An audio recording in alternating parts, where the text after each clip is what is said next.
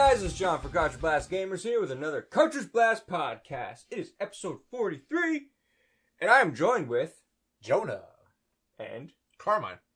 Now wait a minute. Did you want me to say your names? Yeah. Is that what we're changing that to? It threw me slightly. I forgot for a second. Anyway, we are joined Jonah with and Carmine. Jonah and Carmine. Yeah. But they like to Along hear those your lines. voices because if they're I'm not, going to talk a lot all the time. if they're not watching the video and they're only listening to the audio, they don't know who's who. I can be like, this is Bob, Joe, and Smith. And then you guys just talked all the time like, what happened to Bob, Joe, and Smith? They weren't even talking. They're not contributing. We should They get should a Bob fire Johnson. them. I think we broke the podcast. Anyway. And when I say broke We're the canceled. podcast, I mean we broke John. Yeah. John's the physical embodiment of this. Oh, there's a podcast. wire. Hang on. All better. What? He needs a firmware update. I do. It's been a while. I haven't been turned on in a couple of days. Whoa, hey. This is that Oh, hey. But thank God you guys are here. We're a little far away from episode 169. Cartridge Blast After Hours. Anyway. Or actually, what episode we at? 43. We're I not just even at said- 69. We're not even close. Not So even close. stay tuned. We do record these on every other Tuesday. Every other Tuesday. But to be safe, I'll just say record these on a Tuesday. So, if you want to, please drop us a line on our Twitter at Cartridge Blast or our Facebook group where you can throw some comments at us, throw some topic ideas, talk to us if you will. And also leave comments down below. Like and subscribe. Like and subscribe. Even if you don't want to. Just This do is it. an You know it's the obligation. right thing to do. Hit the bell. Hit the bell. Hit the bell. Hit the bell. Throw some Ding, ding. Throw some dubstep music in Ding, there. ding. Anyway, Bang, so bang. Ding, ding. we will be covering this episode. Rumors that Disney to remove EA. THQ Nordic purchasing. Yeah, just remove Koch them. Like, Media. chop them up. Like, remove EA from existence. Their life. remove is the not. game publishing Let's rights just from say EA. they angered the wrong people. You don't want to mess with Disney. You'll never find the bodies. They're I'm judge, sorry, jury, but continue. executioner. What was this?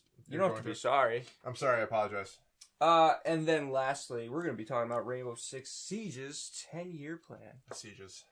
Sieges. And Okay. anyway, but first, let's talk. What you playing? John, what are you playing? I'm playing Fighters. Fighters. Dragon Ball You're Fighters. playing some fighters. Destiny 2. And Secret of Mana. We actually streamed Secret of Mana this past Saturday. Yeah, Remake. check it out. Yeah, we did not get to co-op until the very end. And then it was It's over. the highlight of the episode. Yeah. That was some good time right there. Where it ends is the best part. Yeah, and if you guys like it, comment on that video that we put up on YouTube if you want to see us play it again on stream. I think before the next podcast, I'll try to, or the next time we play that game, if we get a chance to, if you continue playing it, so we can all play at the same time Unlock during all the that stream. characters. I'm going to try to play some of the Super Nintendo version. Hell yeah. Kind of give a little compare and contrast. So, I have heard a lot of stuff online about how they don't like the music in the remake compared to the original's SNES version. so they changed music and everything? Yeah, although you could switch it back in the settings. Okay. So you could use the original So music. it's not a licensing thing. No. Gotcha. No, they just like updated everything, including the music. What are people saying about the graphics? They could compare it to like a mobile game. You guys really get caught up in the graphics with this, huh? No, it's I like the game's thought it graphics. was It's just compared to the SNES version, which was like top tier for what Yeah, it was at the yeah. time. Well, yeah, look at this. Yeah, actually, I was doing some research, and the Super Nintendo, like you were saying, wasn't even meant to play the game. It was going to be for the next Super Nintendo slash. 64. It, Oh, no, the it was going to be the PlayStation PlayStation one, Super Nintendo, like the Nintendo CD based Sony system. So the Super Nintendo was just able to play it. So it's very interesting that we go from that to converting it to the latest gen hardware, and it looks like a mobile game. So it's, they're not utilizing. They basically were just like, hey, let's just do this. I mean, Like you commented, like you'd like to see it look more like Octopath Traveler. That Yes. has a really unique graphics right. style. I mean, it could look like the original, but it 3D backgrounds or 3D backgrounds. It's got it's like 2D renders, but with 3D backgrounds, and it looks awesome. It looks great, but it's still a good game because Secret of Mana itself is a good game. So if you're interested in RPGs and want to buy something that's not on the SNES, just get the remake. Have you played any more since we streamed? I have. I played on my own account, so I had to start over. But did you get player 2 first, or did you get? No, I still couldn't. I have to look up because we were supposed to talk to a soldier, and then something happens, and then you can get the second character. Because the character we got for the first time when we streamed it was player 3. It said on the bottom player 3. So you had to get the girl first, or you can get the girl first. But I'm not sure how. So I'll have to look that up. Huh. Anything else you're playing? Destiny 2. I played some Crimson Days, a little bit of that. Got kind of bored with it, but I got the Nightfall emote and also the raid ornament, which doesn't look that good. I didn't do the raid. Crimson Days, though, I was kind of unhappy about the amount of power that you got, because like the maps are pretty small as it is, and now you're just locking down corridors with a constant like recharge of not just the grenades but like the abilities as well. So you got a lot of the wall, the Titan wall, the freaking sidestep, and the hunter. The one thing that I found like more of a nuisance than anything else was the hunter grenade. The one you can throw it and the smoke pops and it messes with your sensor, showing that there's somebody else on there. Never really had a problem with it until I played doubles. So, but all in all, like I had fun with it. It was enjoyable. Very, very rewarding. But the rewards are mostly just cosmetic. Yeah. So. But yeah. Also didn't like a lot of the designs for the ghosts that they gave us. They're very similar. Yeah. I'm sticking with my Segura. My ghost. I finally got the Segura ghost from the Forge. Got all the Forge weapons off of Mercury. I'm gonna be sticking with that ghost for a while. Like Segura ghost. If I could, I would actually prefer the voice actor that does Segura's voice over Nolan North for a little while. Yeah. She is the girl in Deadpool that does the voice of Segura. Oh, really? So the one, Marina Baccarina thing? Yeah, Deadpool's girlfriend. Yeah. She's the voice of Segura. Yeah, she does a good job. And Osiris is the Magi from The Mummy. The new one? No, the old Mummy. Oh, okay. With Brendan Fraser. Yep. That's pretty cool. Although I don't think that Osiris was great in this. I don't think it was great either, but I also think it was the material. Like, yes. It was. He has to work with what he's got. Yeah. But, how about you, John? Oh, me. Oh, I got plenty to play too. I'm sorry. Is that all you got? That's all I got. All right, John. Well, how about you? Since no, sorry. You might have a short list than me because I know you've been busy. So yeah, been playing Master Chief Collection still. We got through Halo 2, then went to Halo 3, which kind of is very awkward in that because you have Halo 2, which I feel like they redid with like Halo 4 graphics or even like Halo 5 and then graphics. Halo 3 they just did the HD. And then Halo 3, they haven't done the anniversary. And actually, Halo 3 in co-op is still 4x3. Okay. So you have to like it's jarring. Wide your TV itself to get the whole thing. You're like, they haven't done the anniversary treatment of 3 yet. But it's cool progressing through the games again because you realize like what they added and stuff like that. So it's neat. And then so I've been playing that with my wife. That's our game that we've been playing. We've been playing a little bit of Mario Kart here and there, and I've been playing Secret of Mana with you guys. I've been also playing some Ghost Recon. Played some of that. Wildlands. And what else have I been playing? I kind of put Dragon Ball FighterZ on hold for a second because my goal was earlier last year when I got it was to beat Ocarina of Time on the 3DS. So I kind of put that down for a little bit, but then I picked it up again, and I'm on the last temple. So almost done. Getting there. It's fun. It's a real fun game. Like you forget what I just remember as like when you're Kid Link, it's fun, but it's like kind of okay. You're doing this, you're doing that, you're doing that. But then you get to Adult Link and you're going through the temples and you're figuring out all the puzzles and stuff. Yep. It's kind of cool. And it's weird. It's really weird because I haven't played it since like N64 days. Like I think I played it maybe 2 or 3 times on there.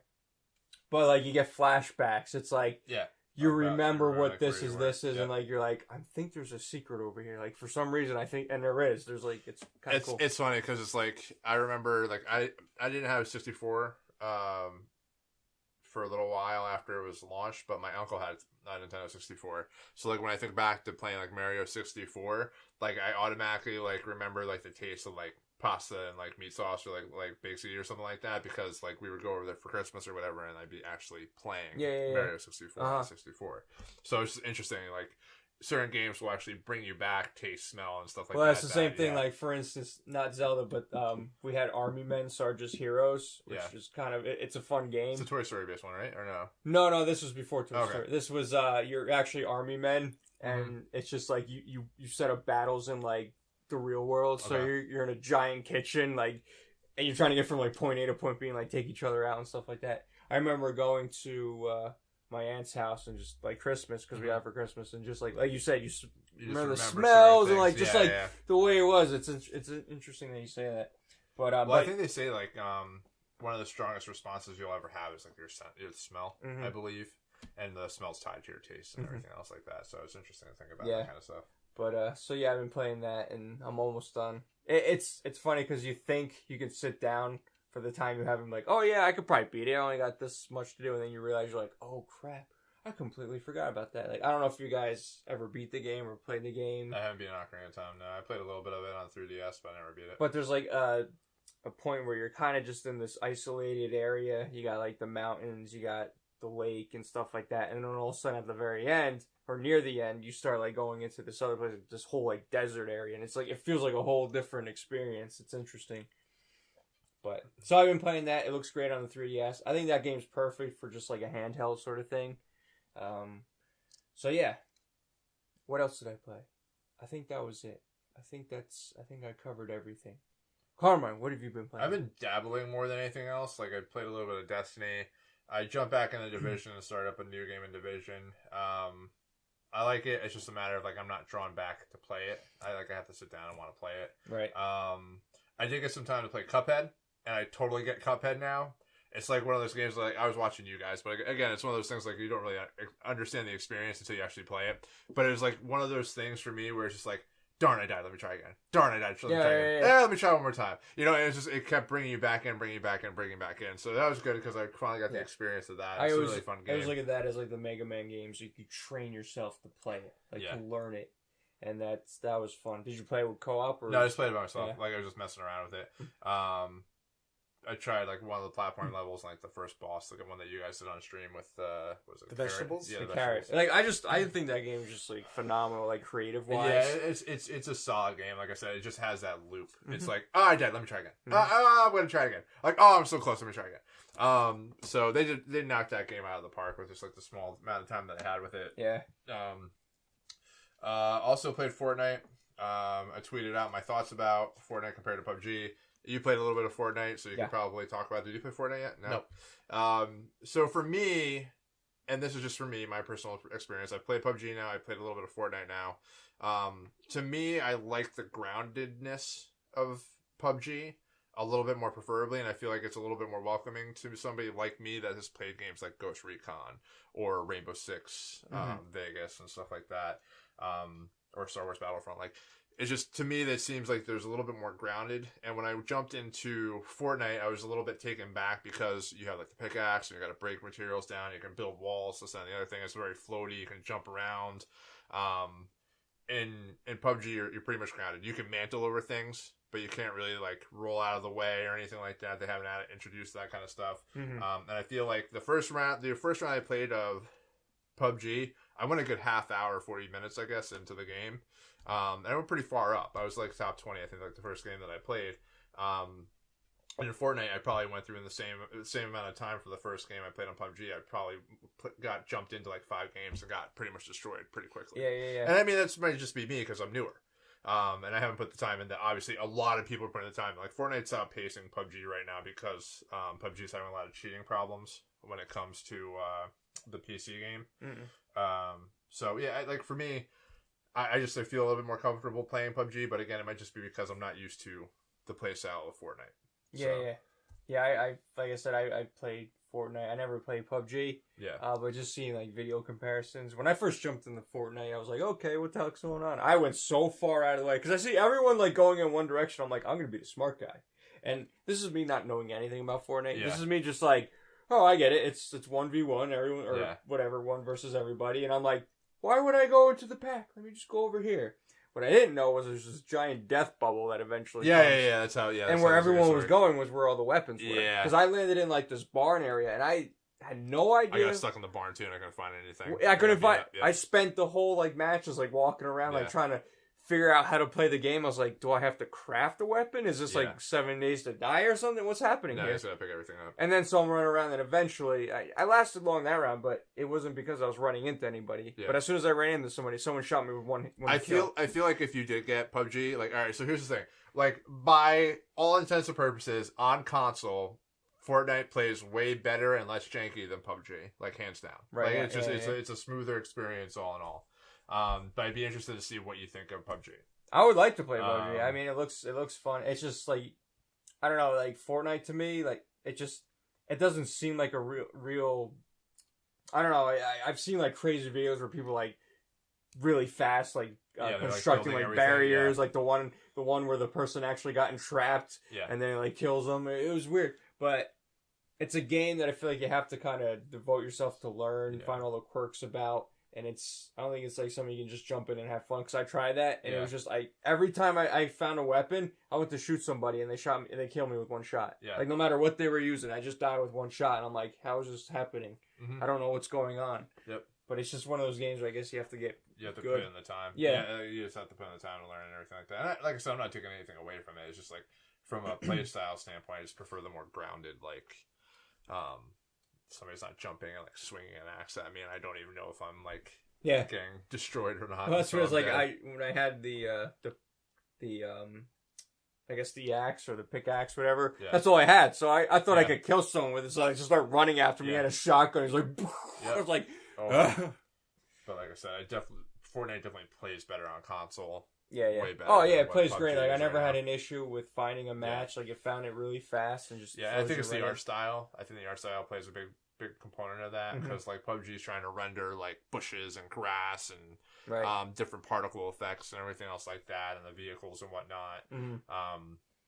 So it's a little bit different.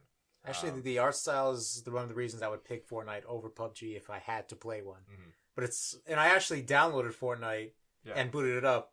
Then I stopped and I deleted it because I don't like that game. Like I didn't even play it. I just I don't like these games. What am I doing this? Yeah, just try it out. I know, but I don't want to. It's the big fad right now. It is the fad. I saw something. I can't remember what game it is, but they're like doing like a 400 player battle royale. There's some PC game that's trying it out now too. It's just gonna get ridiculous. There's gonna be battle royales everywhere. It's gonna be the new game style. Yeah, but it was the thing with Overwatch with the hero shooters. It's gonna be this for a while until the next thing. So this is why I wish Warhawk that was on PS3 came out now, because I think that game would have done well now with all these sort of games. Because it was. Well, I think about that, and I think of like SOCOM.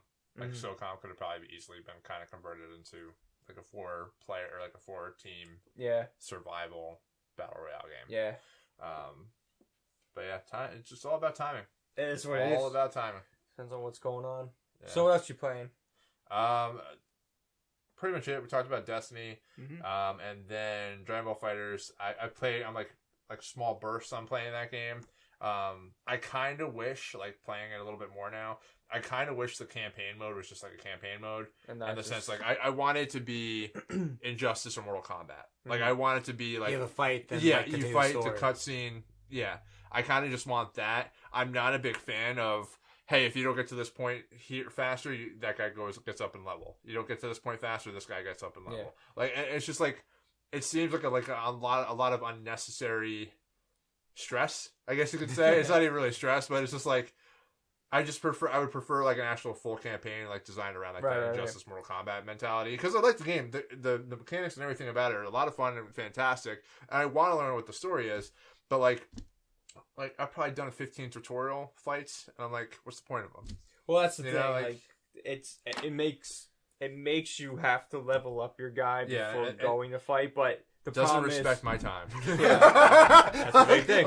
That's the big thing for me. It's just. And if you take the shortest route to the goal, the boss of the thing, you won't be strong enough for later bosses. Yeah, and that's the thing. Yeah. So it's creating a It's almost like it's creating an artificial grind that doesn't need to be there. I don't think. I mean, the best part of that is when you get new characters and stuff like that. Yeah. Like you interact with, like, there's cutscenes before the fights that are pretty funny. Some of them are, like the Yamcha Krillin one. I think. How far did you get? I just fought Cell the first time. Okay, because and I met Android 21. Yeah, I mean, she's just question marks right now, but I know she's Android 21. But there's a lot. There's really good ones. Like as you go further, different because there's 3 different versions of the same campaign. Yeah, and it's literally 3 different versions of the same campaign. Okay, but so I have to go through all this crap multiple times, though. I mean, it's 3 different versions, but they're all pretty different and different like points of view. Okay, yeah, but you will have to go through. Right, that's what I mean. It's like the same. It's the same idea. But you have to go through all the different nodes. Yeah. Well, you don't have to all the nodes, but you're gonna want to. Yeah. Like I think the second arc was my favorite so far. I didn't get through the whole the last arc thing, but that one was annoying because usually when you get through the board and you beat the last person, like the payoff's okay, like you get a decent, like the story progresses. This one was more or less like you follow the one character and it's just like I don't know if I'm gonna spoil anything, but it's kind of like. Okay, so it's just Android 21. We'll just say that. We know Android 21. Yeah. So she's just like, goes to a cutscene. She's like, oh, I'm so hungry. And that's pretty much what it is. And then it cuts off and you gotta do a whole nother board. And then it goes, oh, I'm still so hungry. And then that's it. Then it goes, like, it was just, there's no payoff for doing the whole board. Okay. You'll have to. So what you're saying is that as I get further into this campaign, it's more and more likely that I'm going to hit the YouTube button and just watch all the cutscenes. Maybe. Yeah.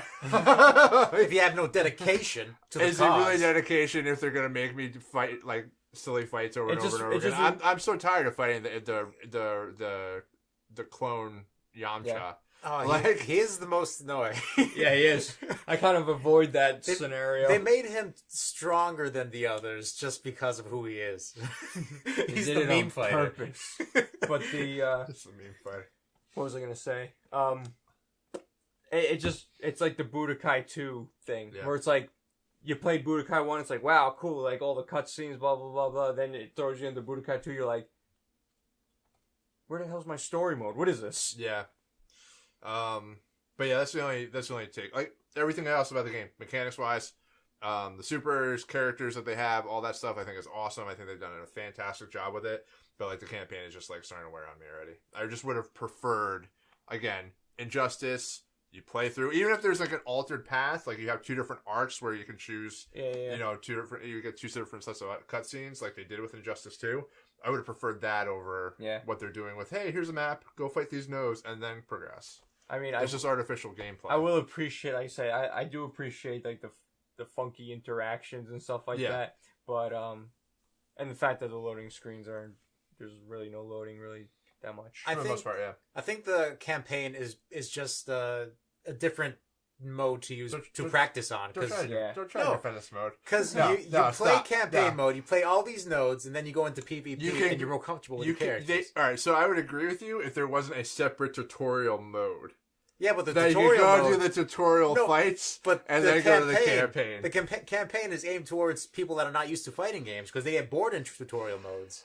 If they go into practice mode, there's nothing happening, just practicing the same combination, then you're going to get bored and not going to play much. But if you're playing campaign, you're moving towards a goal, which is finishing the campaign, and you're getting comfortable with the game. Check and mate. No, not even check and mate. Let's agree to disagree. I like that idea. All right, let's talk about some news, shall we? Let's do it. There was a rumor last week, I think probably after we recorded... Oh, no, we did that Saturday. What am I thinking? Before we recorded our Let's Play, there was news that broke about how Disney supposedly is actually starting to branch out to publishers like Activision and Ubisoft, potentially to break the deal with EA to publish Star Wars games because of what's happened with Battlefront and everything else like that. So, what's your take on it? Do you think it's true? Do you think it's rumors? Do you think Disney created this rumor just to make EA sweat a little bit? Yeah, I mean, when you read through the rumor, everything they tell us, it seems plausible. And especially since it says that Disney's upset because they made deal 5 years ago, and there's only been 2 games, one of which has been a sequel to the first game. Yep, there's only been that Battlefront game. And we're not talking, there's some mobile games and stuff like that, I think, that have come out. Yeah. But from a console PC game. They're talking like AAA blockbusters, and there's only been 1 and a sequel. And the sequel has gotten bad press, lost a lot of money, hasn't hit where they wanted it to hit. Yeah. Which was kind of crazy because I think it hit like a 9 million copy sold mark or ship mark. But they want 10. It's like Tomb Raider Square Enix. Yeah. It hasn't sold enough. But I mean, it's Star Wars, so by all rights, it really should have sold at least as much as the previous game within the same time period. And I guess that's not what the case was.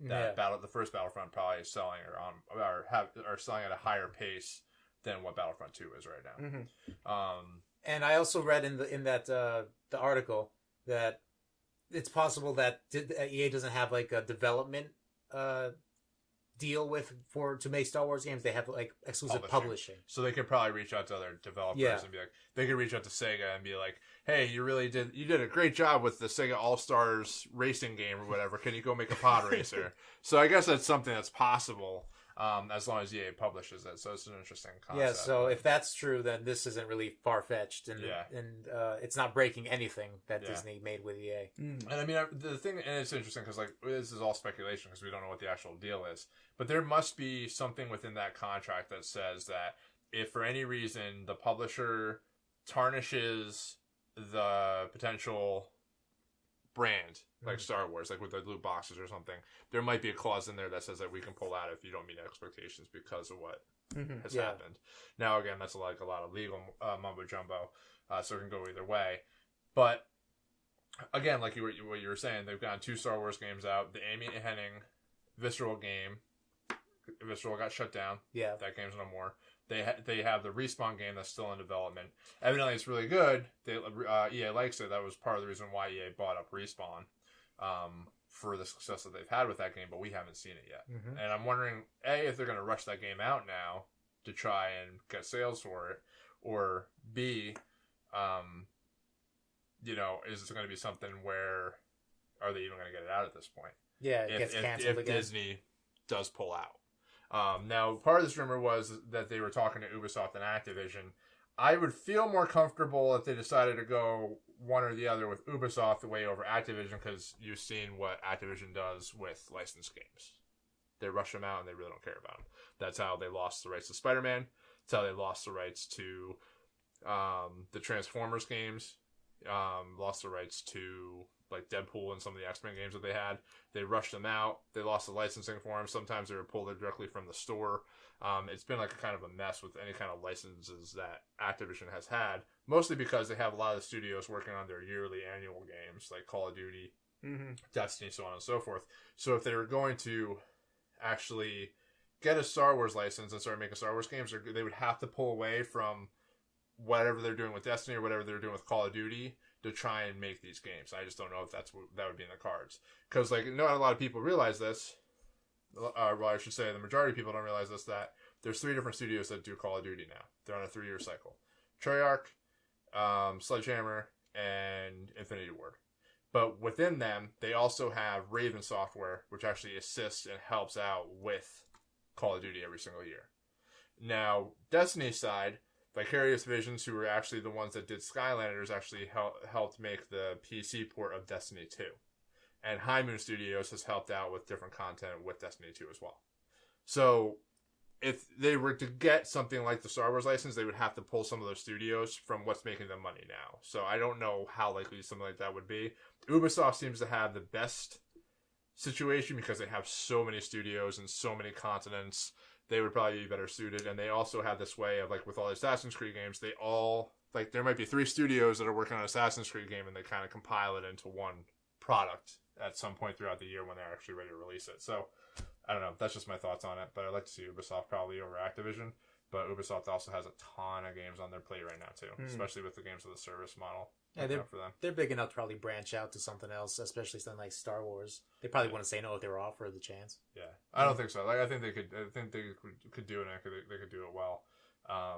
If anything, they'd probably try to expand to, if they don't have enough studios, they'd probably buy up more development studios too. Or make their own, new ones. I'm surprised they haven't tried that yet. Yeah, I mean, maybe they have, and it's just been a secret because they don't want anything to get out. But it's gonna, it's really down to EA. Like EA's had a hell of a year. Like problem with Mass Effect, problems with Battlefront, closing Visceral, Anthem being delayed now. Like, See, it seems like they're really all on. What's the Destiny competitor coming out? Anthem. Maybe Yeah. it's they're all hands on deck for Anthem. Yeah.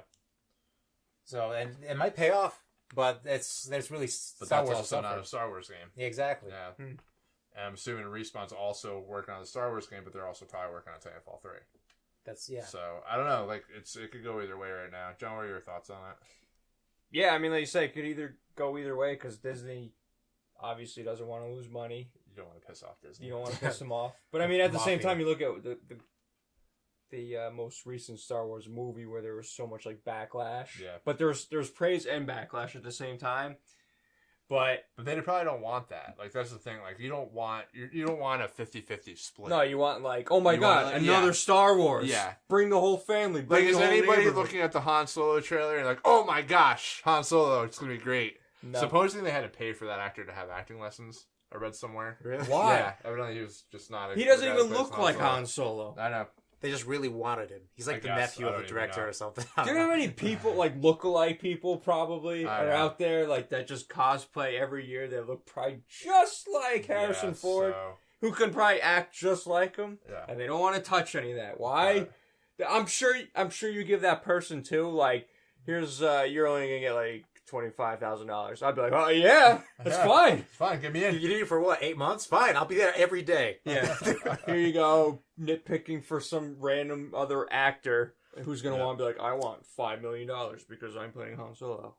They lost opportunities. And But residuals. I don't know. Like I said, like I'm worried that we're getting close. And I don't think we're there yet, but I feel like I'm worried that we're getting close. That we're gonna hit Star Wars fatigue a lot faster than we've even hit Marvel fatigue. Or Well- superhero fatigue. See, Marvel. And this is kind of getting a tangent. But Yeah, I know, it's- this is it's kinda- all part of that Disney. It is video game. It is. Well, we'll go with this because with Marvel, at least they're still trying to tell a story. My fear is after Infinity War is over and after Infinity War Part 2, whatever it's called, then when like a new cast comes in, people are gonna be like, Yeah, I mean, unless it's great. That's the problem though. Like they keep banging out awesome movies. yeah. Like you think that movie's not gonna be good, and then it is. But then again, that was the opposite of Star Wars, depending on how your take was of the movie. You know, you go in thinking Star Wars, there's a lot of hype around it. I avoid all that nonsense because I just want to see the movie and enjoy it. So you go in and you see something different, then you're like, So it's interesting because I don't know with EA. I mean, for me, I didn't even pick up Battlefront or Battlefront 2. Battlefront 2. I picked up the first Battlefront because I watched The Force Awakens and I was like, I want to play a Star Wars game, and it was on sale. Yeah. And I thought that's exactly what was going to happen to me with The Last Jedi and Battlefront 2. Battlefront 2 had all the loot box nonsense. I was just like, I'm just not going to touch it. But I still in the back of my head, I was like, I'm probably going to go see Star Wars. I'm going to want to play a new Star Wars game. Yeah. But then I saw Last Jedi and I was like, Threw you off. yeah, so it was like it was kind of a lose-lose for them. It seems like more than me because I was able to abstain from going and making a purchase that I Right. probably wouldn't. With that being said, I'm getting an itch to play a new shooter game, and I might get Star Wars Battlefront 2, but I'm going to get it pre-owned from GameStop just so EA doesn't get any of my money. I mean, I think Disney probably would just hammer down on them for what they did with Be the like, loot don't boxes screw and up stuff. again. I mean, to be honest, Come it before could you. have been all Disney's. They probably let them have the go ahead, so you know what I mean. Yeah. Like I'm sure they had to run it by, have all these meetings about what their plan was for the game, and I'm sure they okayed everything. Yeah, but it's interesting to look at, and maybe it's two different kind of industries, so it's hard to kind of say. Mhm. But like Jonah was saying, like they were probably expecting like 5 games by now, like 4 or 5 games probably being launched out, because that's what right now from a movie standpoint we're at 3 movies, gonna be 4. Yeah, we're at a movie every year now. Yeah, and you I'm have the assuming main saga, and then you have the hey, this is what the side happened. stories. Yeah. So I'm wondering, like, is Disney looking at them like, hey, we're getting these movies out quick. You need to come out with games faster so we can, double down on what our profits are with Star Wars. And I'm assuming that EA just wasn't ready to pretty much close everything else down and make the Star Wars games. Like, they didn't want to become the Star Wars studio because they still have FIFA and Madden and everything else that they have to deliver on every single year. EA Sports. It's a game. Yeah. And, like, I feel like BioWare, other than Knights of the Old Republic, like, I feel like BioWare should be making a Star Wars game. And they're not right now. They're all doubling down on Anthem. I think if they came out with somehow found a way to do a Knights of the Old Republic Yeah.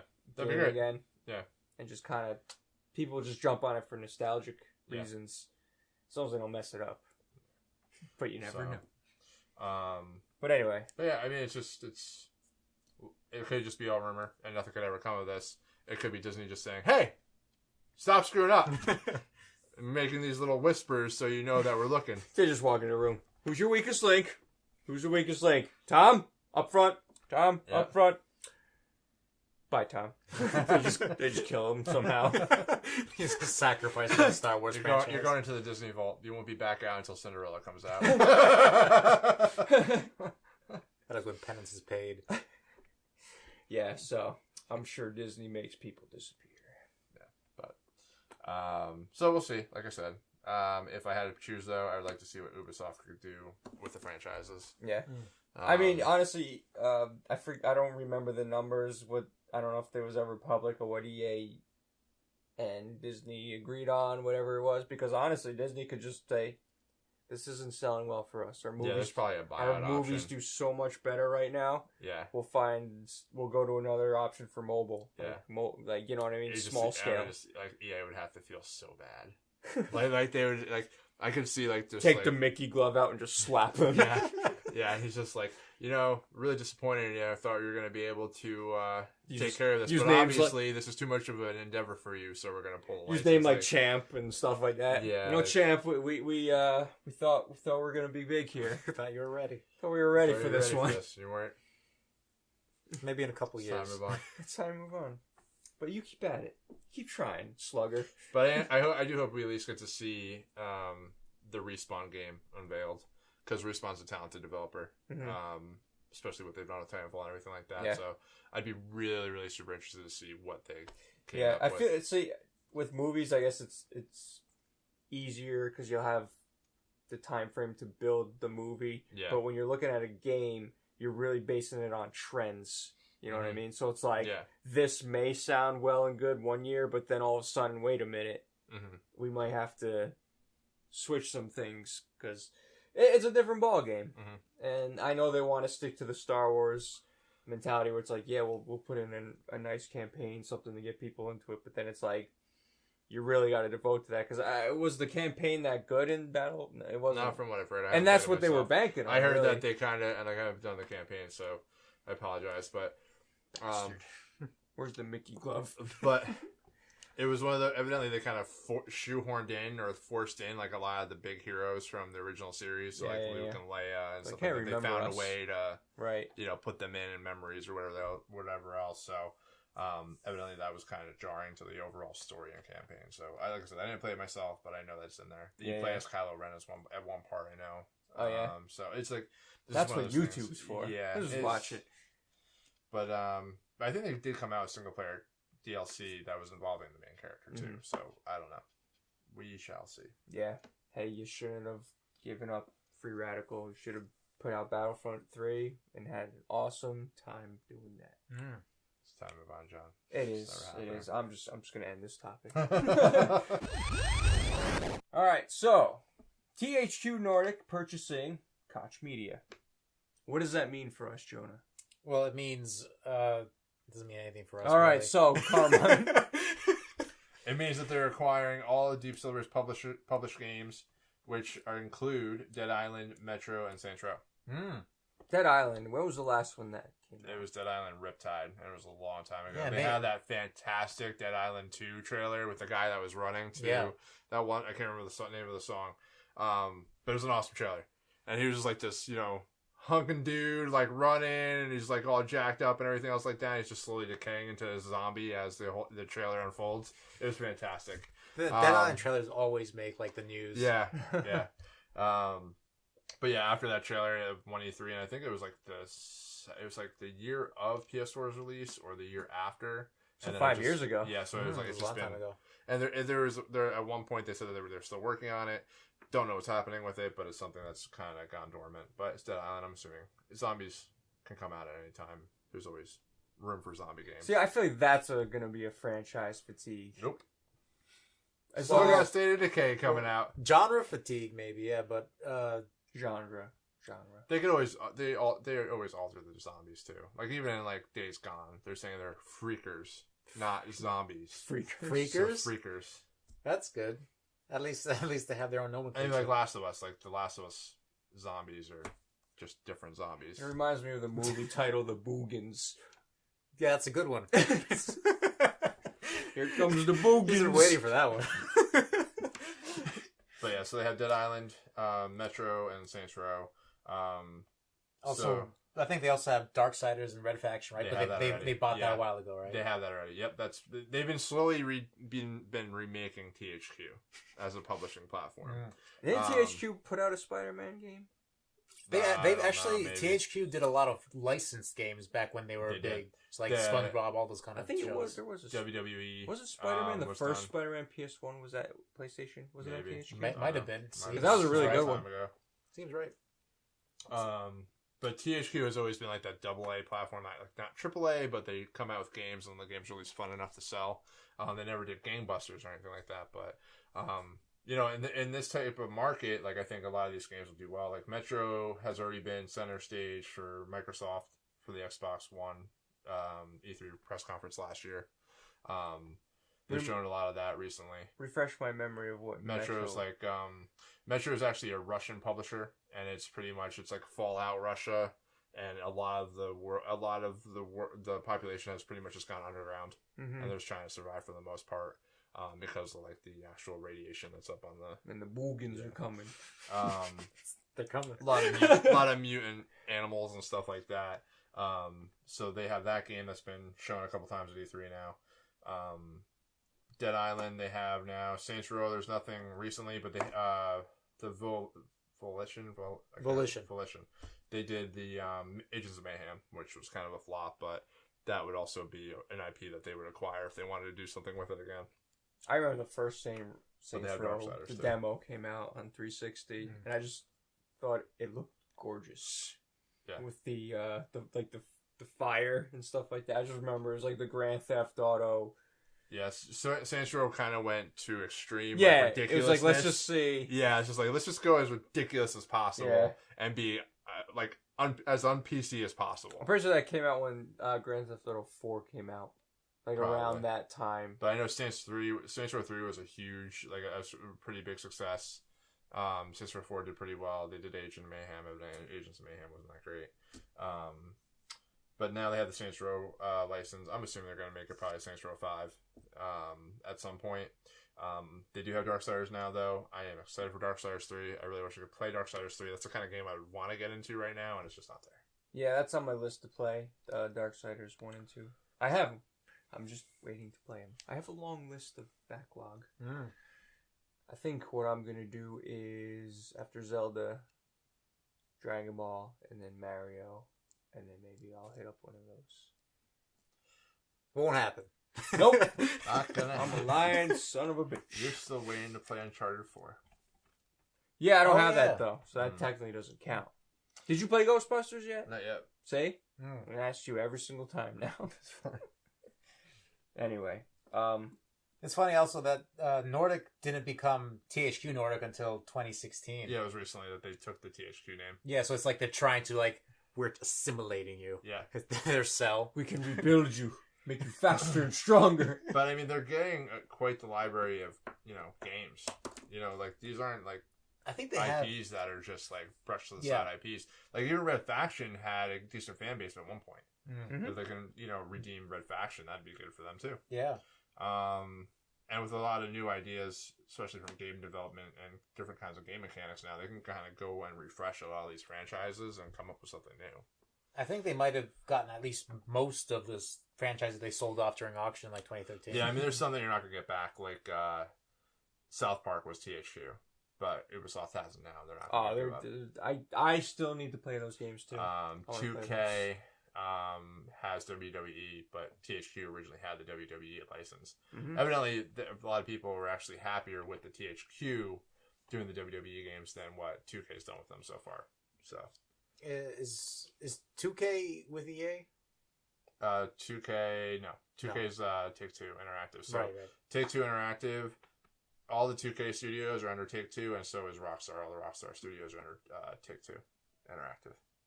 Gotcha. It's probably because I heard there was some kind of like complaints similar to the FIFA complaints, like a lot of microtransactions or. Oh, for NBA, there started becoming the microtransactions was a problem. I think this year, and then WWE. I don't know if there was, but like again, this is the last 2017 was the year of the microtransaction. That's when everybody tried to see and push how far they can go without. Where's pissing the people tipping off. point? Yeah, that's exactly what it was. Oh, EA's in trouble. Back up. Up. Back up. Hold it back. Hold it back. Everybody point. Look what they did. Look at what they did. Naughty. So, alrighty. That's also I just read in my notes. I forgot to say, Homefront was sold to Koch Media by Crytek, who was also having in like dire straits. They can't. Yeah, Crytek's they've been in trouble for a while. Yeah, they can't really I pay remember their it staff. was like 2 or 3 years So ago. crazy how they started. It was like the game that was going to be the game like of all Crisis games. was a huge like Crisis was big like for a while there it was like can your PC run Crisis? Yeah, like if that was the standard. it. And I remember like everyone You know? like pushing for Yeah. and for years after it came out too, like the new not hard drives. Darn it, my graphics card. Graphics card. Sorry, my brain. Use your brain. Yeah. But yes, the newer ones come out. They would always like push Crisis like as far as they could. Like that was a game of supposed to be like game of all games and yeah. I mean, Crisis series was good. I mean, I played Crisis 2 a decent amount. I never beat it. I wanted to play Crisis 3. I just never got around to it. But it was a good game. It's a solid game. Their engine is fantastic. I mean, graphically and everything like that. Their engine's fantastic. I'm pretty sure that the entire Crisis franchise is just like a tech demo for their technology. yeah, that's what it is. I mean, they had Rise, Son of Rome from for Xbox One as an exclusive. They haven't done anything with that recently. I wouldn't be surprised if Microsoft was just like, "Hey, we're gonna buy you. We'll take the Crisis franchise. We'll take the Rise franchise." They beg to be bought. Maybe that's one of their rumored things that they're gonna do. Because then they could do what Microsoft could do is be like, "Hey, we're gonna use the CryEngine and we're gonna sell CryEngine to other publishers to make money off the CryEngine." Oh, just like Epic does with Unreal. And same thing that EA does with Frostbite. Every game that EA publishes, they utilize Frostbite. Mm-hmm. So yeah, that's an option, and I don't know. I haven't really heard much from Crytek recently, so I'm not sure if they're still in like what position they were when I last heard. But I mean, if THQ Nordic has funds to throw around, they could always just be like, "Hey, let's buy Crytek." That's true, and we can again buy up the license for the engine, and they can make money off the engine selling it to other developers if they make it user friendly. So interesting. Interesting times, but it's interesting to see somebody like THQ Nordic going and dropping this kind of money to buy up IP. Yeah, it's the second coming of when THQ. in all honesty, this should be Microsoft right now. Like buying up IP. Yeah, who knows what Microsoft's gonna end up doing? This is like a hidden Microsoft. Was that a topic last time? It was a topic last time, but it's like one of those things. I'm waiting for a move. Yeah, like I'm waiting for so quiet. I'm waiting for the queen to kind of get to on the chessboard that's right by the king for checkmate. I'm just there hasn't been any news or anything about it. E3 is gonna be very interesting this year. Maybe Microsoft is waiting for THQ to take everything under their belt and then just snap up. But that's the thing. The thing with THQ Nordic though is these games aren't like game buster games. No, like they would fill out a portfolio. I think Microsoft's going to be a little bit more surgical with who they pick and what games fit into their portfolio. Like I said, I'm still kind of thinking that they're going to buy something like Tomb Raider, buy that IP up and buy one of the studios. Wasn't one of the Tomb Raider games exclusive to Xbox for a year? Yeah, Rise of the Tomb Raider was exclusive, but it hurt that. I think it hurt Rise of the Tomb Raider because Rise of the Tomb Raider is a fantastic game. But I think the year exclusivity hurt them. Yeah. But again, something like that, they buy up Tomb Raider, becomes a first party studio game. Tomb Raider ends up on Game Pass for $10 a month, then yeah, I never liked that idea that it gets exclusive for a year. Because it's like, it's like Street Fighter V's been exclusive the entire time. it's like for PlayStation. But it's like gonna come. I don't like when they. It just seems weird. It's like, let's just make your own game for. I kind of liked when that was like, oh, Halo's for Xbox and. This is Capcom too. Like Capcom's been doing this for a while now. Like Dead Yeah, Rising, yeah. they did a full year for the Dead Rising games and everything else like that. Like Capcom's like been like, hey, give us the money to make the game, and we'll make you the game. Wait, is Capcom Rise of the Tomb Raider? No, they're Square Enix. I was like, wait a second. So I'm just saying, Street Fighter, Dead Rising, stuff like that. Right, those games have been like your exclusives are longer, and it seems like Capcom hasn't been really releasing games on their own and putting it across all platforms. They're playing on the hesitation side of saying like, all right, let's get Microsoft or Sony to come in here and pay for the game, and then we'll publish it on their platform as an exclusive. But yeah, the Tomb Raider one was an outlier. I don't know why they did that, but again, I think it was more along the lines of like they needed to fill the portfolio where PlayStation has Uncharted. Xbox doesn't have Uncharted, so let's get Tomb Raider. Yeah. Maybe since they said that first Tomb Raider didn't sell as much, maybe they wanted... Well, Rise of the Tomb Raider didn't sell as... Oh, no, I'm sorry. No, I think it was the first one. Yeah, Square said that the first Tomb Raider didn't sell as much as they wanted it to, which their expectations were crazy. Yeah. Disney scale. And I guess the exclusivity deal was like a cushion. Maybe. Like a financial cushion just in case. For the second one, yeah. But either way, I don't think it sold what it needed to be. And the rumors have been for a while now that the third Tomb Raider game is being created by Square Montreal or something like that. Square Enix Montreal, one of the Montreal studios, and not. I can't remember who did the actual first two games for Tomb Raider. That's gonna be for the movie. Yeah. No, for the games. That was gonna be based off the movie. No, I don't think so. I think it's a sequel to Rise of the Tomb Raider. Oh yeah. I just can't think of the developer. Oh, Crystal Dynamics. Mm. Crystal Dynamics, supposedly from the rumors, isn't doing the third Tomb Raider game. They got like Square Enix Montreal to do the third Tomb Raider game. That's what the rumor is. Were they're not the Crystal Dynamics is supposedly one of the studios that was named to be doing an Avengers game for Square. Okay. So. Okay, an Avengers game. I never even heard about an Avengers game being in. Aside from like Legos. They have like three. They have like three studios working on Avengers games. Oh yeah, was there like a teaser or something? Yeah, it was a teaser, and I think it was Crystal Dynamics, the Eidos Montreal, the ones that did Deus Ex. And there's like one other one, I think. Mm-hmm. But they've been supposedly working on those for a while, so hopefully we see them at E3. There's no gameplay. It was just like, wasn't that like? It was just a trailer. It was like, was it like it was A? like pan shots of like Captain America's shield, Thor's hammer. You know, it was nothing like, there was no gameplay or anything. There was nothing even like working title. It's just like, hey, we're making Avengers games. Yeah. Like, ooh. Was it an engine? Oh, I have no idea. It's probably, they don't even know. Don't believe any of that crap. At that point, they probably signed the contract. They're like, I have no idea what this is going to be, but let's just make sure that everybody knows that we're making these games. Keep us in your thoughts and prayers. Yeah. But I don't expect those games to come out anytime soon. Like, I think Spider-Man for PlayStation 4 will be out way before the Avengers games get out. Probably, unless they just drop it during the summer. But oh, hey, by the way, who do you think? I want another Ultimate Alliance. I don't know if they'd do that. I don't remember that one. What's the kind of game was that? Over the top, like dungeon crawler. Yeah. Oh. 4-player. 4-player co-op, local co-op, if you want. Hard to find. I think Activision did those games, didn't they? Yeah. They delisted from PlayStation Network.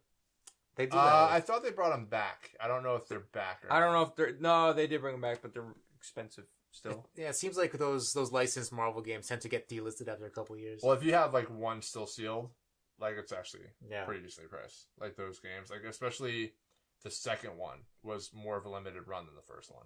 I think Marvel vs. Capcom 1 was expensive for a while, but they came back into like the digital stores. 2 was expensive. 2? Yeah. Actually got an awesome deal on the Xbox of that.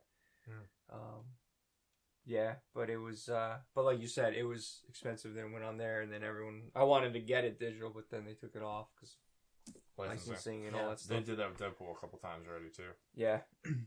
I'm actually going to see if it's on there here. Yeah, it seems like just if you see a Marvel game, just buy it, keep it sealed. Unless it's a Lego game. Well, no, it's only the Activision ones. The Activision ones are the ones that are always losing there.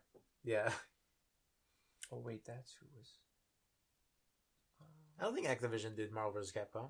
No, Marvel vs. Capcom. I'm sorry, the Ultimate Alliance. All right. No, it's on there right now. Ultimate Alliance by Activision. $40 for the second one. Yeah, it's still on there. Activision did. I think that Spider-Man game was Activision. That I was thinking about because I remember Spider-Man 2, right? Because Tony Hawk's Pro Skater was Activision. Spider-Man had Activision had the Spider-Man rights all the way up to Amazing Spider-Man 2. Yeah.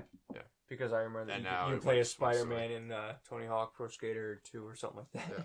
I think Spider-Man. The reason why Sony acquired the Spider-Man rights is because they actually had the movie rights. And I think that there was like, hey, Marvel makes Spider-Man, but we want the exclusive rights to Spider-Man the video game. So I'm assuming that there was something that was worked out and behind closed doors. It's the magic of behind closed doors. Yeah, can't beat it. Anything's possible. Branch. Anyway, so that is the THQ Nordic Purchasing Koch Media news. Yep. What do you think? Let us know down in the comments below. So, Rainbow Six Siege, they're doing well. Doing well. Real well. And they supposedly have a 10-year plan. Oh, this might sound similar to another developer. Maybe perhaps Bungie. They had a 10-year plan too. Yeah. And if you ask them, they're still in the midst of it. Mm-hmm. But we're in the second game.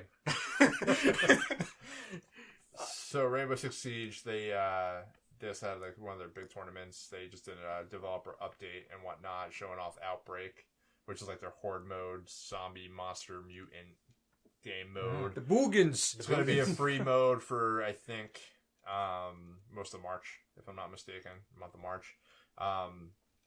They're going to have loot boxes and cosmetic purchases, all that other jazz. But they did say that they're not going to do a sequel for Rainbow Six Siege.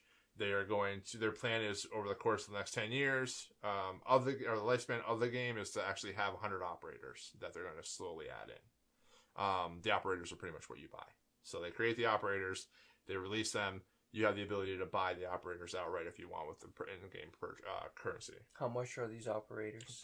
They're like 25,000 renown. I don't know what that $25,000. No. What the hell's wrong with you people? No, it's euros. 25,000 renown, so it equates to a certain dollar amount. I don't know what it is because I haven't actually done any purchasing on it. But I played a bunch. I just haven't done actually any purchasing on it. Yeah, it's a game I got to pick up. And, it's like the way you were describing the vision. It's like you have to have a reason to want to play it again. So, I was playing Ghost Recon because my brother wanted to play Ghost Recon, so we're playing Ghost Recon. So, if you ever want to play Siege, and I'm on, then I'll play Siege. Just keep it updated. Does Siege release, like, box copies of, like, each season? No, so you pretty much buy the base game. I think they did say, though, in the update that they are going to be releasing at some point this year, if they haven't done it already, you're going to get all of the original 20 operators unlocked from the base game. So you buy the base game, the original 20 are unlocked, but any of the newer operators that came out in like year 2, year 3, you actually have to purchase. Unless you can still earn the renown, but it is a grind. Like you have to earn a lot of renown to actually unlock those characters, and then you have to earn renown to unlock the weapon modifications and stuff like that too. Yeah, I mean, if they ever come out with like a year 3 Ultimate Edition with all the characters, maybe I'll go for they will. They every year they usually release something along those lines. I'm with you on that one. Yeah. I don't want to keep buying. But you can just buy the game. Like I said, if you have the game ready, you can just go and it's like it equates to like you can buy the season pass for the entire year and get the characters unlocked. You also get them early. So if you buy like the season pass up front, the characters might go live like 30 days before they go free. Does that make sense? Yeah. So you can get if you own them, you have access to them as soon as they're released. Everybody else has to wait 30 days before they can actually unlock them, unless you want to go and buy them outright. Gotcha. So interesting. But it's worked for them. They've done a really good job. I mean, there's no signs of them slowing down. They have a plan for this year. It looks like they kind of found their Counter-Strike Go, in the sense that they're going to have a game that they're going to continue to update. They keep adding more maps. Part of the update that they actually gave out too was that they're going to actually rework maps like 100% to change up every single map, the type of encounters that you're going to have, doorways, buildings, entire buildings themselves. So that's pretty exciting. Yeah. That's probably going to be the first time I've ever seen anything like that where they're going to change like all aspects of the map potentially. So you mean like this is something that they're just going to do for the next round, or is this something that like constantly changes? I think like every year they're going to be kind of reassessing what maps they want to change. As the operators come out, they're going to keep adding maps, adding operators, and then continuing to do like change whatever sandbox updates they want. and then the current maps that they have, they might go back in and rework everything as well. Yeah, I mean, if with their 100 operator goal for the 10 years, Yeah, some of them are if they want to keep them unique, it's hard to keep them unique. Yeah. That's what the problem is. Like some of the abilities are like kind of getting kind of crazy. Yeah, I worry like the further that we go into this, like how crazy are we willing to go here? No, but that's why I think they want to rework the maps every year or so, because it changes every time you get a new operator, and a new operator might have like an edge in one of the older maps with their new abilities. To keep it fair, just remove that edge. And did we talk about how many players this game has? Because that sounds ridiculous. Number. No, that number is 27 million. You said. Yeah. So 27 million players. Is that just registered accounts? I'm not sure. I'm assuming because you said they do have a lot of free weekend players. They do have free weekend players and stuff like that. So I'm wondering if it's like 20. I'd be amazed if it was 27 million concurrent players, which is probably not a thing. Yeah. I'm assuming they probably had 1 million concurrent players around that. I mean, like I said, if you guys know better, say something in the comments. But I'm assuming that's probably 27 million registered accounts. Yeah. So games purchased potentially. And there's a lot of free weekend players. So if I think you said like almost every month, it seems. Almost every month, I feel like there's a free weekend at some point. Yeah. So it seems like Overwatch is one weekend, Rainbow Six Siege is another weekend. You never have to buy a game. Now this isn't on Steam, is it? It is on Steam. Yep. Big PC. It's a big PC game. I was gonna say, it seems like a big PC game. Yep. And they actually stated that there's no sequel plan, unlike Destiny 2. Yeah. With their 10-year plan, so this is going to be the one game that's constantly updated. I think Overwatch is going to be the same thing, though. Like, I think Overwatch is going to be the same ordeal. Like, the next 10 years, you're just going to get maps and hero updates. I feel like this game's would be longer lasting than Overwatch. I don't know. Overwatch is huge. Maybe. Depends. I don't know. It's just because, like you said it before, it looks like a CSGO sort of thing. It really comes down to what is Twitch streamable. Right now, Rainbow Six is up there on the Twitch directory. Overwatch is up there on the Twitch directory. Fortnite, PUBG. These games that are very streamable, get people watching. Like they're going to be the ones that the publishers are going to invest in. Yeah. And I think like seeing the success of Rainbow Six is the reason why you're seeing long tail development cycles for things like Ghost Recon. Or things like even Assassin's Creed, like they're not committing and saying that they're going to do another Assassin's Creed. They're going to let that breathe, which means that they're probably going to be adding more content into Assassin's Creed potentially outside of this year. So it's going to be interesting to see what Ubisoft becomes, because I think they have shown that these games as a service do work and they are profitable. So like I wouldn't be surprised when the next Splinter Cell comes out that there's a campaign and everything like that with Splinter Cell. But, like, the Agent versus Merc or whatever game mode that they have, like, I wouldn't be surprised if they really expand upon that to try and add in more viewership if it does go up on Twitch. But Rainbow Six is probably a moneymaker for them right now. That's why I think they can take shots with, like, For Honor. Like, even For Honor, they're updating. They're not stopping with For Honor. They're going to keep developing that game. So it's interesting to see what kind of a market that we're in now. But, like, games, like I said, Rainbow Six, Fortnite, Overwatch, these games are very easy to view on Twitch, and they make tons of money. So, and I think a lot of people are worried that because of that, you're going to start seeing less of single player games or, yearly shooters. But I don't know. That's why I say hang on to your games, because you're always going to want to go back and play some of those games. Because they won't exist anymore. They won't exist anymore. All it's going to be is your Overwatches, your Rainbow Sixes, your Fortnites, and your card-based games. It's interesting. It's interesting to think about, though, too. It's true. Like, Sony seems to be kind of washing their hands from it. Like, that's why they're building these single-player games and big campaigns. It seems like they don't want to touch shooters. They don't want to touch the multiplayer aspects of it. They want to leave it all up to people like the Activision that do Destiny, Call of Duty, Star Wars Battlefront, the marketing partnerships that they have for those games. So they don't have to worry about it. They can just make their big campaign single player games, put them out in like the summer or like early or late winter, and just people will enjoy them. They'll trade them in. They'll buy them, whatever the case may be. They get some good buzz. But at the end of the year in fourth quarter, they're leaving it to the third party publishers, and their agreement is probably stating that you can't release shooters within this time frame of when we're releasing Call of Duty or Destiny or something like that. And they're probably fine with it because it gives those games room to breathe, and Activision doesn't have to worry about competing with like a Killzone. Not that it's saying that there wouldn't be a Killzone down the line, but looking at how all the Sony's single player games are, third person, over the shoulder, action adventure, campaign mode, no signs of multiplayer from what I've seen other than maybe Uncharted. Like, they seem to be kind of stepping away from it and leaving it to the third-party publishers to create the multiplayer aspects of the game, of the console. I like that. I like there's that Sony's focusing on the single-player aspect, because everyone else isn't. Yeah, well, Bethesda is, I guess, for the most part. The only thing that they have multiplayer is Quake. Mm-hmm. I'm not a big fan of Bethesda. I can't get into their games recently. I feel really bad. Like, I was really excited for Wolfenstein 2, but I was just like, I don't want to play this right now. Did you find out how much your PS4 is worth? No, it's still not out there. I'd have to set the price for it. You gotta set the price. $3 million. $50 grand. $3 million. Take it to auction, like an actual auction house. Well, I want to go to an auction house where people have a lot of money. Like, I don't know if I'd be allowed in those types of circles. So, thanks. You just sold that Porsche for $50 million. Next up, we have a custom PS4. It was one in a Twitter freshly polished. I've been trying to figure out too, how many of them are out there, but I don't know. Probably like 20. It would probably be different too. I think it would probably be worth a little bit more if it was like an official release console. Mm-hmm. You know what I mean? Like there was like where you were saying like that orange Xbox, original Xbox or something like that. Yeah. But that was an official Xbox. It wasn't a custom made one. Like this PlayStation 4 was taken apart, painted, and put back together. Right. So I think it was a little bit. I have to kind of waver my expectations a little bit because somebody opened up a PlayStation 4 Pro box, painted it, put it back in the box. Mm-hmm. So it wasn't fresh off the press. Right. You didn't even get a custom box or nothing for it.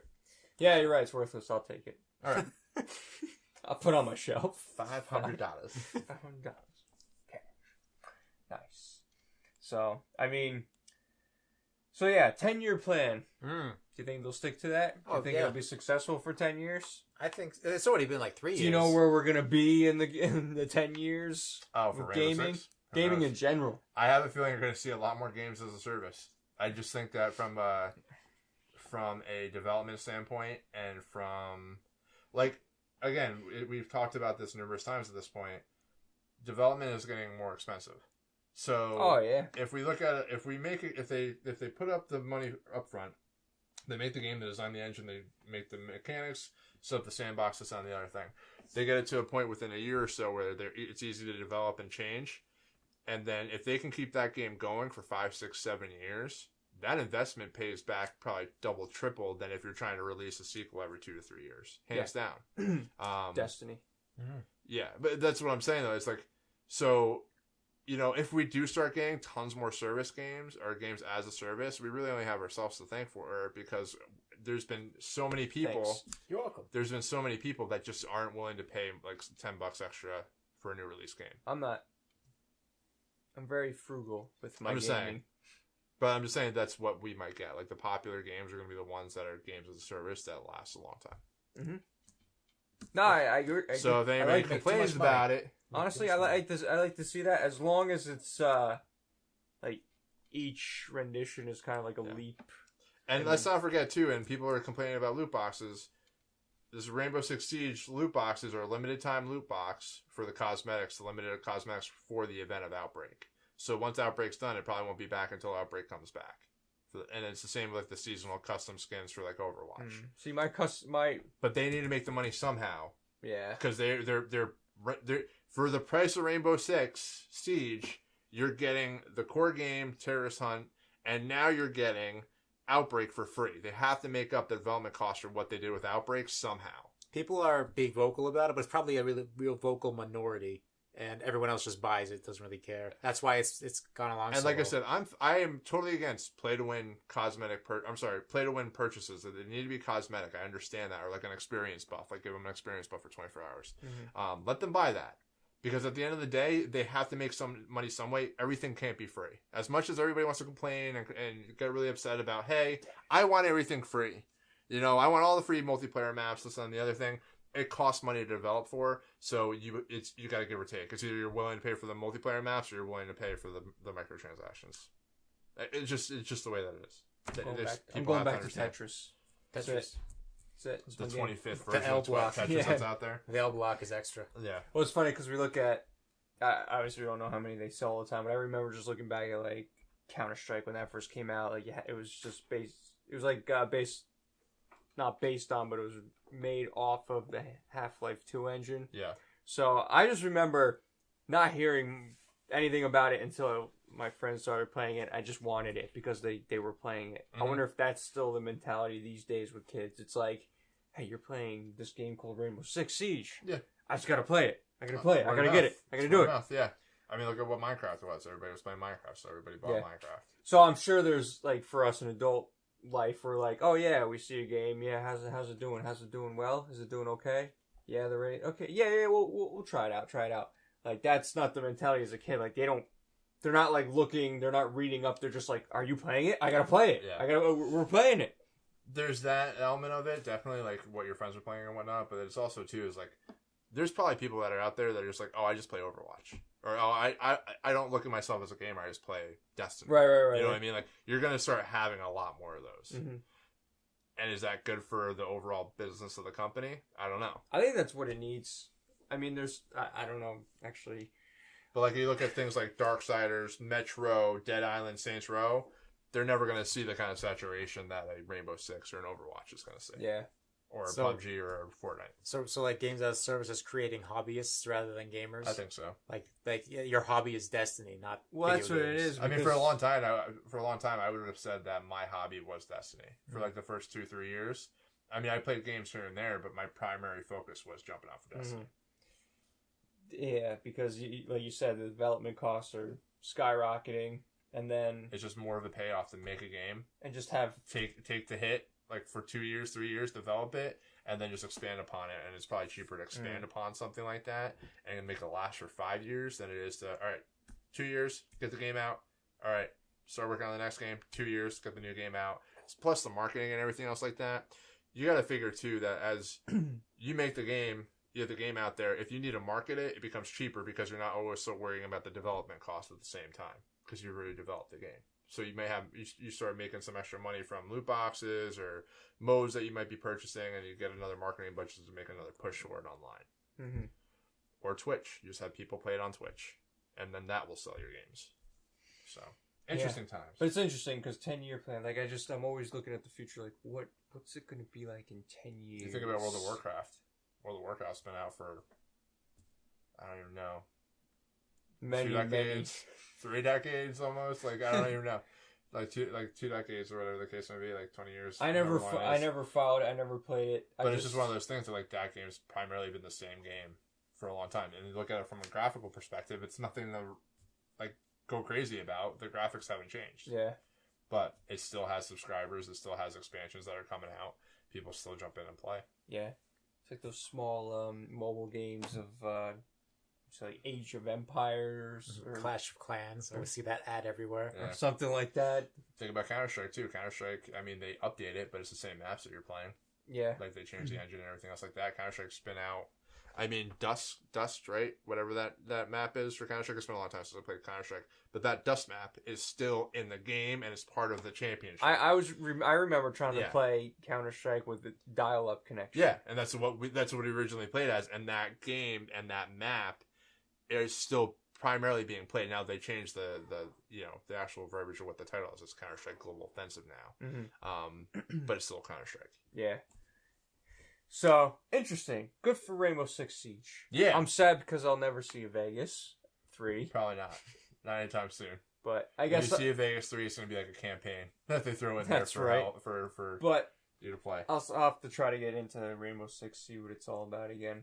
Like I said, I'm always put off. But like you said, if it's a hobby, if you play one game, I don't see anything wrong with purchasing the in-game anything. Because well, that's the thing, yeah. Because you're it's almost like saying, hey, I enjoy your game. Exactly. And it's Let me I don't support you. spend money on a new game all the time. Yeah. I rarely play anything else. This Yep. is what I play. Yep. So it makes sense. Like, for me, it doesn't work that way because I have a lot of, like, I like to explore what's going on in the whole industry. Yeah, I agree. And like, there's sometimes that like I'm becoming more of that kind of a customer though. Right. Like I enjoy like being, all right, I'm gonna play Rainbow Six for a little while tonight. Play it for a little while, and I'm good. That's my fix. And same with Destiny. I may jump in for a raid, play it, get out. I'm not to the point where like I feel like when I was younger, I was constantly buying games and beating them and trading them in, back and forth. And now I buy some games now. And I'm like, I shouldn't have bought this. I'm not ready to play it. Yeah. Like even like Assassin's Creed or like Wolfenstein. I'm not ready to play those games, and they're just gonna sit there. Mm-hmm. So doesn't scratch your itch. No, like I really have to be in a mood for it, and I go and I buy it because it's on sale or something like that. But it's just like with Steam, you buy the games on sale, but you never actually play them. They sit in your library. Yeah, well, that's what it is. People talking online about like how they're going to finish their backlog or make it down their backlog, but as soon as you knock out a few games in your backlog, it just refills. Yeah. Like they don't stop making games for you to get caught up. Well, that's why, like, Steam's an amazing thing. I've bought tons of old games off of Steam that I still have to play. Yeah. But it's just the backlog keeps growing, and unfortunately, I barely play those games. But yeah, it's coming down to the point though where I'm starting to see like the games that are coming out and nothing really interests me that much. Yeah, that's my problem right now. So it's like I will dab in this game, that game, and like I said, now I'm really trying to be like, okay, I'm not gonna beat this game until I beat this game, and that's that. Like that's that because that makes me want to play the game. You're a stronger man than I. It's hard, but it's weird though. Like sometimes like I had Mario from Jonah. Like I wanted to play Mario, I just wanted to beat it. Like that game grabbed me. I wanted to beat it. I played it. Right. So it depends. Well, that'll be my next game. Or Shadow of War. Like Shadow of War, I wanted to play that game. I was enjoying it. I played it. I beat it, kinda. But that game grabbed me. So it's weird. It's really like I'm coming to the point like I really have to be in a mood for a certain game, and it has to grab me in a certain way. If there's a franchise game I like, I'll definitely put things aside to play that. That's kind of what happened with Ocarina of Time for a while. Yeah. That I was playing on. Dragon Ball came out, so I wanted to play that. But then I was. Like I said, I was talking about the campaign before, and it was just like to the point, like, same thing, like, just give me the story and I'm good. Yeah. But it was because you had to go through everything. I was like, you know what? I can actually sit back, beat this game, and then come back to this. I'm definitely going to beat it, because I don't want it to just sit there and not beat it. I'll definitely beat it, because it's such a fun game. And then, like, I definitely want to get to Darksiders 2, stuff like that. What's good about waiting is sometimes you get the Game of the Year edition, so you get like Rainbow Six Siege. You might get the 3-year thing, so you get all those games and like the Destiny, where you have all the expansions already on there for like $30. So you save money in the end by playing your old games first. I agree with you. Yes, that's my 10-year plan, to beat my catalog. And that's like I'm like seeing the DLC that's coming out for like Shadow of War, and they had the trailer on Facebook or something like that. And I was watching, I was like, frick, I now want to play the game now, because there's certain story elements that they show in the trailer. I'm like, now I want to know what's happening. Yeah. Because like at one point, it's complicated. I don't want to spoil the game, but it's like one of those things that there's an interaction between two characters, which I'm like, I want to know what happens between that interaction. But now it's like I'm just gonna, at this point, I'll wait until the Game of the Year and I'll pick up Shadow of War again and I'll play it with all the DLC if I'm gonna do it. Yeah. So. But anyway, Jonah, final thoughts. Games are great sometimes, and I play them. Games are great all the time sometimes. On weekends. Past 5 o'clock. Carl, my final thoughts? Got nothing. He agrees with me. I absolutely agree with Jonah. I do agree with games. I feel like I'm being more fickle in my old age, though. Yeah, well, I don't know. It's just the industry changes. Like, I've been watching a lot more TV and movies lately. I feel like I've been drawn to like Altered Carbon on Netflix. Well, you know what it is, like, I tried that a little bit. Games. I can't get into it. This is what I'm going to say about Altered Carbon. Give it 2 or 3 episodes into it, because right at the beginning, it's very confusing and you don't really know what's going on. But as you get further and further into it, you're slowly become awakened to the overarching plot and backstory.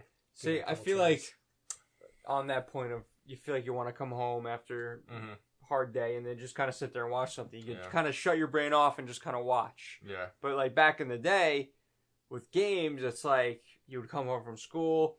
and you would play a game, but most of the time your friends were coming over too. Yeah. So there was like that aspect to it. Mm-hmm. Now, sure, we can play online, but not everyone's online at the same time. And that's the big thing too is that gaming, I feel for me as I've gotten older, is more of a social interaction than anything else. Like, and we live in the world of YouTube too, so it's like if I want to really find out what happens in a story game, I can just watch the cutscenes on YouTube. Yeah, which sucks. It's a terrible thing to say. Like every game, but it takes time to play the games. You know what I mean? That's the thing. I really the experience you have in a multiplayer game where like John gets blown up for some stupid reason, and like Grand Theft Auto, I'm like that's hilarious, and like you can't recreate that. You can't watch that on YouTube. You can't do that. You know, like so it's just an interesting time for me as a gamer because I'm just kind of acknowledging and realizing certain aspects of my personality that like I don't want the gaming to become a chore. Mm-hmm. And I think sometimes when I do play games, it feels more of a chore. Mm-hmm. Like with Dragon Ball, with the stupid little notes. Okay. Okay, I hear you. No, it's funny you mentioned that because it seems like every single game that releases, there's always like a movie version on YouTube with just the cutscenes, and it's like 40 minutes long or something, and it's hilarious. Yeah. Just because it's just you can sit there and watch the whole thing, and it's just cutscene after cutscene. But the thing is too is like I feel like I'm becoming more acknowledging of like gameplay. So like if you're gonna have a big open world game, Shadow War, Shadow Mortar, they have amazing freaking fight systems where you're lobbing off like limbs and all this other stuff. They have a bunch of cool mechanics that go into it. That's very interesting to me. That's the reason why I like the Batman games too, because they have such an amazing, awesome fight system. Mm-hmm. It's kind of like a mini game within itself. But like Assassin's Creed, like they changed the fighting system to be more like Dark Souls. It's just not my cup of tea, so I'm not going to spend that much time in Assassin's Creed because I'm not enjoying the moment-to-moment gameplay. Mm-hmm. So the story's big and everything like that, but as if I'm going to sink a lot of time into it, it needs to be fun for me to play. Yeah. I have to feel like a badass, lobbing heads off and stuff instead of people on fire. I agree. Yeah. Yeah, you can't do that in Assassin's Creed. I barely play. I played like 3 hours. Setting people on fire? I don't know. Yeah. I know for a fact, though, in Shadow of War, though, if you go and you shoot an arrow at somebody's foot, you can't freeze their foot in Assassin's Creed. Because that'd just be silly. But you can do that in Shadow of War. You could do that in Shadow of War. I want to play that now, because I always wanted that in a game where it's, like, realistic. Where it's, like, you hit someone's arm, they're not going to, like, have that white, like, bing, like, deflective sound, and then they keep fighting. It's like, no, I just cut off your arm. No. Well, yeah, but there's still some of that. Like, there's some. And I don't want it. You just there's some. I was so happy. There's some captains. I was just amazed at this idea that we could do this. It's a difficulty Jonah. thing. Yeah. And now he's going back. He ruined everything. Listen to my explanation. So there's a difficulty thing, like with the captains or something. They're going to be arrow proof. So sometimes you just can't use bow and arrows on them. Okay. So it's just like a trait. Make it difficult for you. Just have a game. Because otherwise you can just arrow shoot everybody. That's realistic too, though. You can be arrow proof if you have armor. No. You just have to have modifications done at the hospital in like Westchester. Move all my important organs and vitals on my back. I think you're saying make the plated like put iron underneath your skin.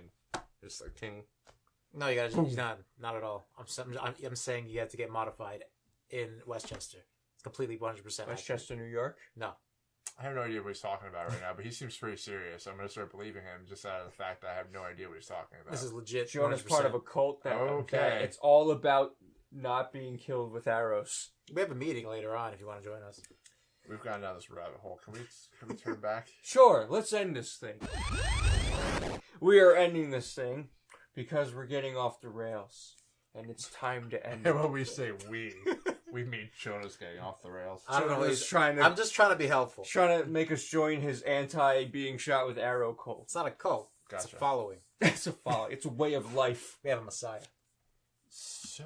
Well, I don't see any arrow holes in you, so I think you're doing pretty well. We're letting it happen again. So if you want to follow any one of us, you can follow me at Carmine J on Twitter. You can follow Jonah at Jonah Penn. I've been assaulted. John, where can they follow you at? Where can they follow you at on Twitter? I don't even know my Twitter. Is it Johnny B Awesome? I'm pretty sure. Sounds right. At Johnny B Awesome. And then, of course, you can follow the actual podcast at Cartridge Blast Gamers. I think it's Cartridge Blast. That one's easy. At Cartridge because it's over there, right? It's right here. It's over there. Okay, cool. It's on the shelf. But yeah, John, take us out of here. That was episode what? 43. That was episode 43. Comment, hit the bell. Hit the bell. Thanks for watching Ding, and or ding. listening. Ding ding. You can find this podcast on iTunes, SoundCloud, or any other app of your choice. Ding ding. And the full video will be up on Fridays, as you know, since you're watching this. Or you might have caught it on 3 years Sunday or later. something. Or 3 years later. We're still up. Falling down the hole again. So anyway, and also, like I said, leave us comments, subscribe, and on Tuesdays we record these every other Tuesdays. But please just, if you want to just stop by on a Tuesday, leave us some comments, some topic ideas, something we could start a conversation with. That'd be great, because we like you, and we want to talk to you. We tolerate you. Yes, you. I love you. You guys are doing it again. Ding ding. Ding ding. Hit the bell. Dubstep music. Round 1. Anyway, I'm John for Cartridge Glass Gamers. That's Jonah. me. That's Carmine. Thanks for watching and or listening. Stay awesome. We'll see you next time. Peace. Ding ding.